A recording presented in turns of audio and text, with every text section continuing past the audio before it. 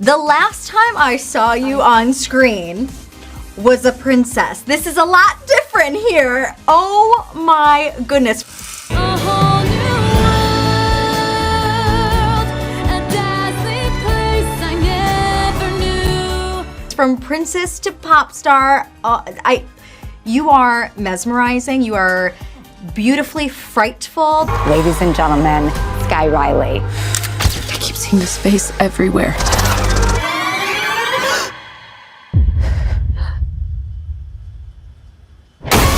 There are so many words to describe the ride that I went on screening this, but congratulations. Seeing this project come to life, how are you feeling? I'm really feeling very grateful because, getting to promote something that you are just so proud of, that you put so much of yourself into, and like the cast and crew and Parker, we all genuinely put our blood, sweat and tears, and I think it's the only movie that I can say that both literally and metaphorically, and so I feel really blessed, to be honest. Yeah, I'm happy to be here. Did you always know that you wanted to dive into the world of horror? No, this was really... It's really a filmmaker thing. I was a fan of Parker. I'd watched the short film that he did in 2020 called Laura Hasn't Slept. So then when the movie came out, I was like, oh my gosh, I have to see this in the cinema. And so I've just been a fan of his. And so when we met, I didn't know much about what he was planning for the second movie. And he began to talk about Sky Riley, this character, and I was just like, wait a second, so she's a musician and all of that. And I kind of was like, wait, this sounds so exciting, this character. And then when I read the script, I felt like it really delivered on that promise. And we were supposed to have like a 30-minute conversation, and it was literally 2.5 hours. So it was just like we were already collaborating in a way from that first moment that we met. Yeah. I feel like in another life you were a pop star. I mean, or maybe this one, maybe babes, maybe one day. No, joking. Yes, there's still time. There's Well, that's still what Parker and I were just talking about. Like, you have that it factor, and there's nothing that you can't do. You sing, you dance, you act, you do it all. Sky, well, that's Sky. Sky, that's very much like her. But it was fun, but also it very much is Sky's voice, Sky's sound, and we crafted that, and we were purposeful about that. And I really lent into that. It doesn't sound like me. I mean, it's funny because my producer, who I produced my music project with, when I played him the songs, he did not think it was me. And that's kind of what I wanted, right? Because it really doesn't sound like me in a way in terms of who I am as an artist. So that was fun, right? Because How did you craft it then? Like, what was the mindset getting into differentiating? Well, first of all, most of the credit I have to give to Ida Rose, who is a writer-producer who wrote 4 of the songs and produced 4 of the songs.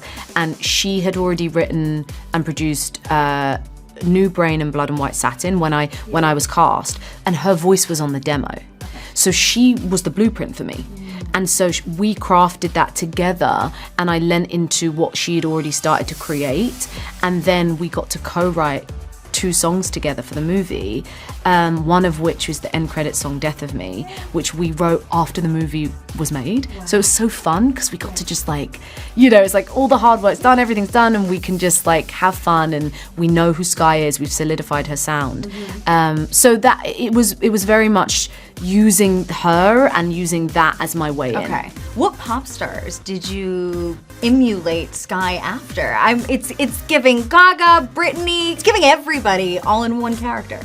Well, I think you've kind of answered it in a way, in the sense that there really wasn't one particular person. I think that of course there are references in terms of the costume and the things that you can see that, right? And yes, there is some of that early Gaga and I guess early 2010s thing going on for sure, but I didn't focus in on someone, and I think maybe I think that was probably a conscious thing to not want to be too derivative, but also just allowing it to be kind of organic in a way, and it to be Sky's thing, and trusting the fact that subconsciously all of those performers that I've witnessed over the years would somehow come out. Right. Maybe, I don't know.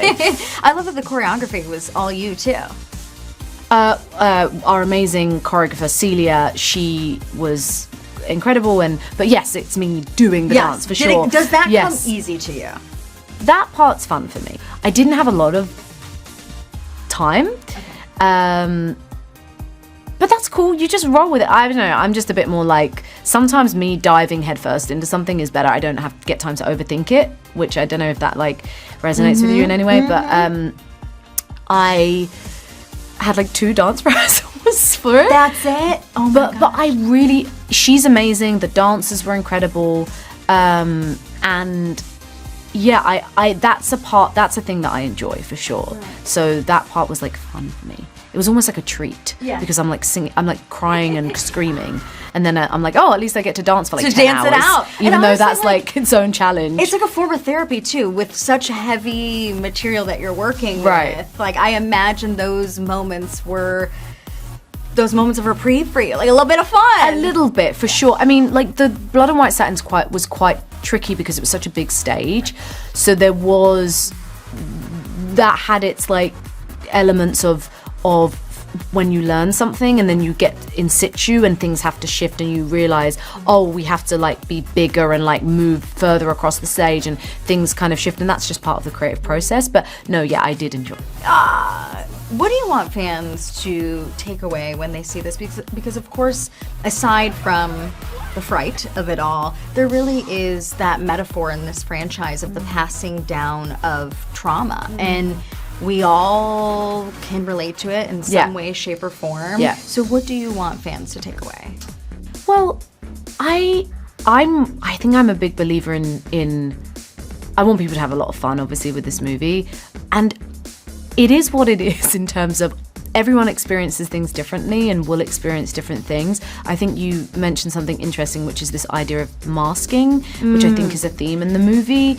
And what's interesting about Sky is she's going through some things that I think people can relate to, but it's just a very unrelatable context. And I think it's quite lonely for her because she doesn't feel seen, even though she's very perceived. So, and of course you're watching her not feeling as though she can fully open up to people. So I guess, you know, there's always that, babes. There's a part of it brings out. Right. Yeah, for sure. Naomi Scott compares her pop star character in Smile 2 to Lady Gaga. In an exciting revelation, Naomi Scott has shared that her character in the upcoming film Smile 2 draws inspiration from pop icon Lady Gaga. Known for her powerful performances and artistic flair, Scott's character embodies a similar boldness and creativity that fans have come to expect from Gaga. In Smile 2, Naomi Scott, best recognized for her roles in Aladdin and Charlie's Angels, steps into the shoes of a pop star navigating the challenges of fame, much like Gaga. During recent interviews, Scott emphasized the depth of her character, showcasing a blend of vulnerability and strength. I wanted to portray the real struggles and triumphs that come with being a pop star, similar to what Lady Gaga has expressed in her career, Scott stated. The film promises a captivating storyline filled with emotional depth and memorable musical moments. Scott's dedication to authenticity shines through as she prepares to bring her character to life, aiming to resonate with audiences who admire both the glamorous and challenging aspects of pop stardom. As anticipation builds for Smile 2, fans can expect to see Naomi Scott channeling the spirit of Lady Gaga while delivering her own unique take on the complexities of fame.